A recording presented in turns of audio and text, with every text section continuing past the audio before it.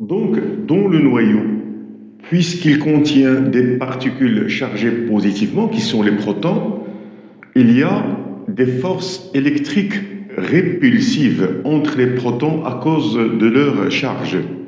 Ils sont de même charge, donc ils se repoussent. De plus de ces forces, alors d'abord ces forces électriques n'existent pas entre les neutrons parce qu'ils sont non chargés. En plus de ces forces, il y a des forces gravitationnelles qui sont des forces qui existent à cause de la masse des particules. Ce sont des forces qui sont attractives et qui existent entre protons, entre neutrons ou bien entre protons et neutrons car ils ont toutes ces particules ont une masse. Ces forces sont attractives, mais ces forces sont d'une intensité très faible, tellement faible qu'on peut les négliger devant les forces électriques. Donc, devant les forces électriques, comme s'ils n'existent pas. Donc, on peut imaginer que le noyau, ici j'ai représenté un noyau, un exemple de quelques protons et quelques neutrons, le noyau, à cause de ces forces électriques répulsives, ne doit pas exister sous cette forme. Ça veut dire qu'il doit exploser. Ça veut dire qu'il ne doit pas être stable. Mais en réalité, dans la nature, on trouve des noyaux, il existe des noyaux cohérents contenant des protons et des neutrons. Ça veut dire qu'il y a une autre force qui maintient cette cohésion, qui maintient le noyau compact. Alors cette force, on l'appelle la force de l'interaction forte. Alors c'est une force attractive qui existe entre les protons, entre les neutrons ou bien entre protons et neutrons. Mais c'est une force qui est de portée trop faible. Ça veut dire elle est d'intensité très grande si les particules sont très rapprochées, mais lorsque les particules sont éloignées, cette force devient très faible et se néglige devant la force électrique. Au contraire, s'ils sont très rapprochés, la force électrique se néglige devant devant l'interaction forte. Alors c'est cette force qui explique la cohésion du noyau. Donc, selon les conditions, le noyau peut être soit stable, cohérent, soit sinon il doit être instable. Ça veut dire qu'il doit se transformer, il doit changer. Alors on dit s'il est instable, il doit se transformer, on dit qu'il se désintègre, il devient radioactif. Alors ici, j'ai représenté toutes ces forces, mais selon des échelles qui ne respectent pas la réalité. C'est seulement pour avoir une idée de ce qui se passe. Ici, vous avez deux protons. Entre les protons, il y a des forces électriques répulsives. Il y a des forces gravitationnelles attractives, trop faibles. Il y a des forces, il y a une interaction forte qui sont attractives, mais qui sont plus importantes devant les forces électriques, dans ce cas. Et ces forces aussi, sauf la force électrique, ces deux forces, la force gravitationnelle et l'interaction forte, il existe aussi entre les neutrons ou bien entre les neutrons et protons. Alors, pour étudier la stabilité des noyaux, on utilise ce qu'on appelle le diagramme de Segre. Alors, qu'est-ce que c'est que le diagramme de Segre? C'est tout simplement un diagramme dont l'axe des abscisses, c'est le nombre de protons Z, le numéro atomique, nombre de protons, et sur l'axe des ordonnées, on met A-Z, ça veut dire le nombre de neutrons.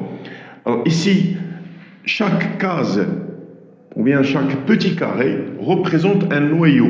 Ici, ce carré représente un noyau dont le numéro atomique c'est Z et le nombre de neutrons c'est A-Z.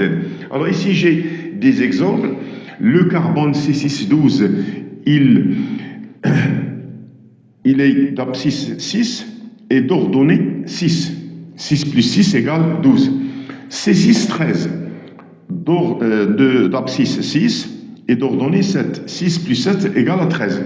Observez d'abord, la première observation, c'est que si les nucléides appartiennent au même élément chimique, ça veut dire si ce sont des isotopes, alors ils vont occuper une verticale parallèle à l'axe une ligne parallèle à l'axe des ordonnées parce qu'ils ont le même Z. Ensuite, ici, j'ai représenté un autre noyau comme exemple. Ici aussi, l'échelle n'est pas respectée. 92, l'uranium 92 de 135. Alors, 92, c'est le nombre de protons, et 143, ça veut dire 100, parce que 143 plus 92 donne 235. C'est le nombre de neutrons. Ainsi, sur ce diagramme, je peux représenter par chaque nucléide, bien chaque noyau existant, par un petit carré. Ainsi, nous aurons tous les noyaux sur le diagramme de ce grès. Et ce diagramme, il va nous permettre, comme on va voir dans l'animation qui va suivre, d'étudier la stabilité ou bien l'instabilité de ces noyaux. Donc, le diagramme de ce grès, il permet d'étudier comment sont répartis les noyaux stables et instables, et il est obtenu en reportant tous les noyaux existants tels que, ici, vous avez, sur cet axe, vous avez le nombre de neutrons, A-Z, et sur l'axe horizontal, ça veut dire l'axe des abscisses, vous avez le nombre de, ici, protons, ici, vous avez neutrons. Ainsi, chaque petit carré, ici coloré, il représente un noyau atomique. Je donne des exemples. Ici, vous avez par exemple l'oxygène. Et ici, vous aurez la représentation de l'élément chimique qu'on pointe ici. Par exemple, ici, vous avez l'oxygène 8,17, l'oxygène 8,8. Alors, observez que sur la même verticale, j'obtiens des isotopes, l'oxygène 8,15. Ici, j'ai, par exemple, l'uranium 227, 229, 230. Ce sont des isotopes parce qu'ils ont tous la même valeur de Z. Alors, observez que ce diagramme de ce grès, il est coloré. Alors là, la zone rouge, elle s'appelle la vallée de stabilité ou bien la zone de stabilité. Toutes ces cases rouges représentent des noyaux atomiques stables. Ça veut dire qu'ils ne peuvent pas être désintégrés. Ils ne sont pas radioactifs. Alors observez que cette zone rouge, elle est confondue ici entre Z égale 0 et Z égale à peu près à 20. Elle est confondue avec la première bisectrice. Ça veut dire la première bisectrice, ça veut dire A moins Z égale Z. Là, voici cette première bisectrice. Alors ici, la zone rouge, elle est confondue avec, ça veut dire que ici, vous avez des noyaux qui sont stables, ils sont stables et ils ont autant de protons que de neutrons. Ça veut dire le nombre de neutrons égale au nombre de protons. Par exemple, je prends 7, Z égale 7, N égale 7. C'est l'azote, l'oxygène 8,8. Mais après Z égale 20, ça veut dire à droite de Z égale à 20, observez que cette vallée de stabilité, elle est inclinée vers le haut par rapport à la première bisectrice. Voici la première bisectrice. Alors observez la zone de stabilité, elle est déviée vers le haut. Ça veut dire que les noyaux stables ont plus de neutrons que de protons. Parce que si on monte verticalement, on augmente le nombre de neutrons par rapport au nombre de protons. Donc, par exemple, ici, je vais prendre cet exemple. Vous avez ici Z égale 56. Et le nombre de neutrons, c'est 78. C'est un noyau stable. Alors, qu'est-ce qui se passe? Si j'augmente le nombre Z, ça veut dire le nombre de protons et devient grand par rapport au nombre de neutrons. Alors ici, vous voyez que Z, il n'est pas grand, la valeur de Z elle est plus petite que N, mais je parle relativement à la zone de stabilité. Donc, par rapport à la zone de stabilité, j'ai ici trop de protons. Ici, j'ai trop de neutrons, ou bien en haut. Alors, dans la zone bleue, j'ai trop de neutrons par rapport aux protons. Et ici, dans la zone jaune, j'ai trop de protons par rapport aux neutrons, par rapport à cette zone de stabilité. Alors ici, observez, en cette zone, va s'écrire le type de radioactivité. Alors c'est en jaune, tous les noyaux jaunes, représentés en jaune, sont radioactifs bêta+. Tous les noyaux bleus sont radioactifs bêta-. Et ici, au-delà de 83, à droite de Z égale 83, il n'y a pas de zone rouge, ça veut dire qu'il n'y a pas de noyau stable. Tous les noyaux sont stables. Et vous avez ici en vert l'actinium, par exemple, le thorium ou bien l'uranium. Ils sont radioactifs alpha.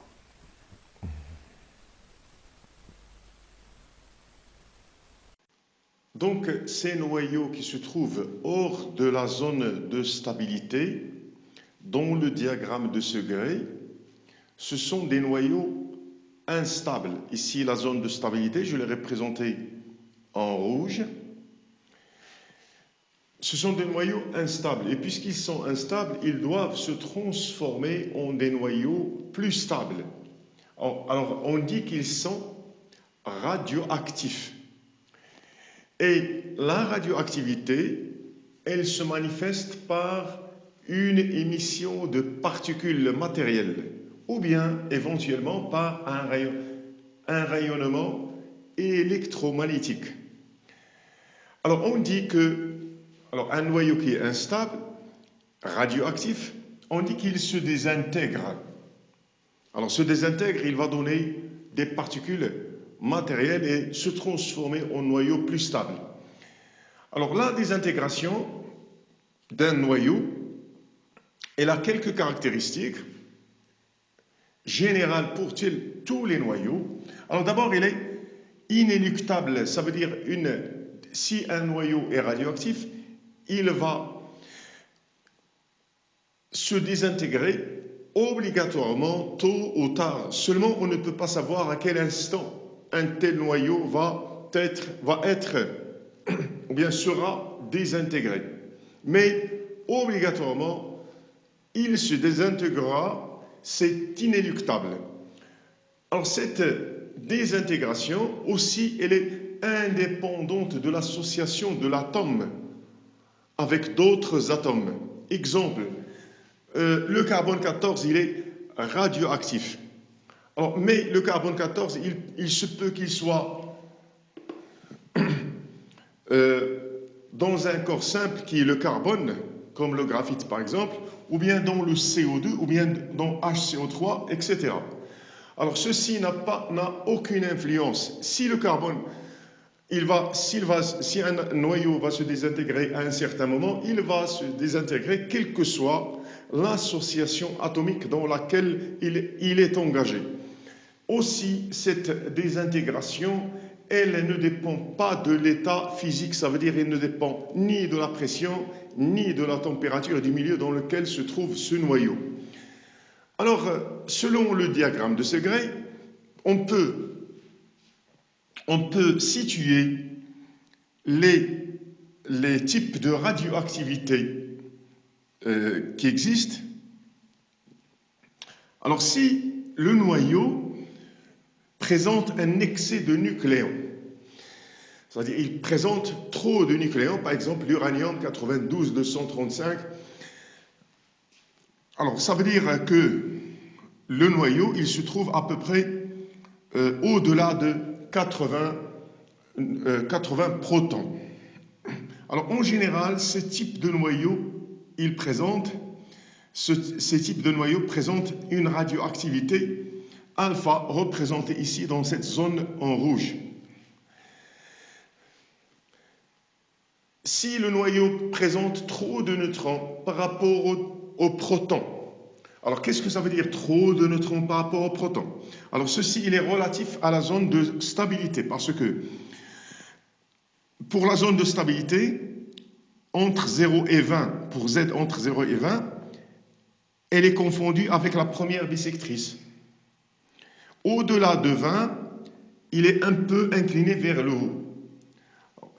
Trop de neutrons, ça veut dire par rapport à la zone de stabilité, trop de neutrons, ça veut dire nous allons nous déplacer vers le haut. Ça veut dire le nombre de neutrons est plus grand par rapport aux protons, par rapport à la zone de stabilité. Alors on va se trouver dans cette zone en bleu. Alors ça donne ce type de noyau donne une radioactivité β-. Si le noyau présente trop de protons par rapport aux neutrons, ça veut dire on va se déplacer dans le diagramme de Segre par rapport à la zone de stabilité vers la droite. Trop de protons par rapport aux neutrons relativement à la zone de stabilité. Alors, ce type de noyau donne une radioactivité β+, et la radioactivité alpha, β- ou bien β+, ces radioactivités peuvent être suivies d'une émission gamma de rayons électromagnétiques. Un noyau instable, il est donc radioactif. Il doit subir une transformation en un noyau plus stable. Donc c'est une réaction qui concerne le noyau de l'atome. Ainsi, pour décrire cette transformation, on écrit une équation comme les équations chimiques, seulement dans ces équations, on écrit seulement les noyaux concernés, ça veut dire les noyaux qui vont disparaître et les nouveaux noyaux qui vont apparaître. Alors, l'équation s'écrit sous la forme générale XZA, alors c'est le noyau instable qui est radioactif, et c'est le noyau pair, c'est ce qu'on appelle le noyau pair, il va être transformé, donc il est radioactif, il se désintègre et il forme un noyau fils YZ1A1, c'est un noyau fils, et avec émission d'une particule. Il émet une particule et cette particule, la nature de cette particule, elle dépend est-ce que c'est alpha ou bien β- ou bien β+. Et ces transformations nucléaires sont régies par des lois de conservation. C'est ce qu'on appelle des lois de conservation de la charge électrique. La première loi, Z égale Z1 plus Z2. Z égale Z1 plus Z2. Il faut que cette équation soit vérifiée. Ça veut dire que le nombre de protons se conserve, ou bien la charge électrique. Deuxième loi de conservation, il y a conservation du nombre de nucléons. A égale A1 plus A2. Ça veut dire que le nombre total de nucléons doit être, ça veut dire protons et neutrons, leur somme doit être conservée.